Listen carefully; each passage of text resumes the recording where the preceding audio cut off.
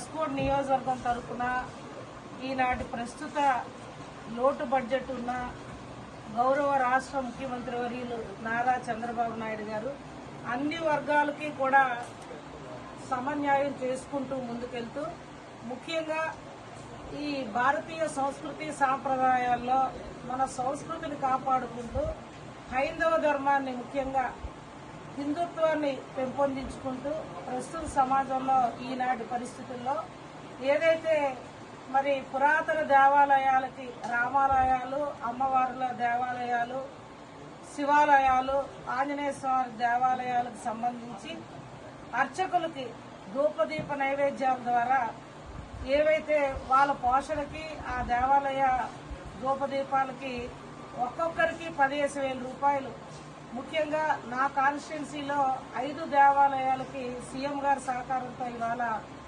ధూపదీప నైవేద్యాలు అనే శాంక్షన్ రావడం, అందులో ఎల్కోట మండలం రంగరాయపురం గ్రామంలో రామాలయానికి, అమ్మవారి దేవాలయాలకి 2 ఒకేసారి ధూపదీప నైవేద్యాలకి శాంక్షన్ ఇచ్చినందుకు రంగరాయపురం గ్రామ ప్రజలందరి తరఫున, అదేవిధంగా 2 రామాలయాలకి CGF గ్రాంట్ లో 40 ఏదో దాతలు ఇస్తున్నారనో లేకపోతే చందాలేసి గుళ్ళు కట్టేస్తున్నారు. గుళ్ళు కట్టేయడం కాదు, అక్కడ దాన్ని పోషణ చేయాలి. పోషణ చేయాలంటే మేమంతా సామాన్యులు, మా దగ్గర అంత ఆర్థిక స్తోమత లేదు కాబట్టి గవర్నమెంట్ ఇచ్చినటువంటి సదుపాయాన్ని వినియోగించి మాకు కావాలని నేను కోరాను.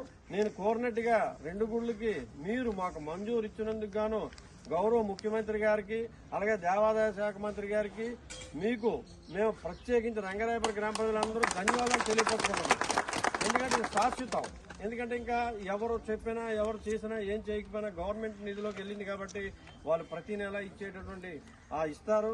దానికి తగ్గ మా పురోహితులు కూడా రామశాస్త్రి గారు బాధ్యత తీసుకొని చేస్తున్నారు. కాబట్టి ఇది మా ఊరికి ప్రత్యేకించి ఈ రోజు సంతోషకరమైన విషయం. నేను ఎందుకంటే గత 10 ఏళ్ల బట్టి ఆవేదన పడుతున్నాను. ఎందుకంటే గుళ్ళు కట్టాం, నచ్చితే తుడుతున్నారు, లేక కల్లాపేస్తున్నారు, లేకపోతే లేదు. కానీ గత 5 ఏళ్ల బట్టి మా వాళ్ళు కొంతమంది మహిళలు మారారు. వాళ్ళు రోజు ఏదో సత్యోదం రమ్మన్నారు.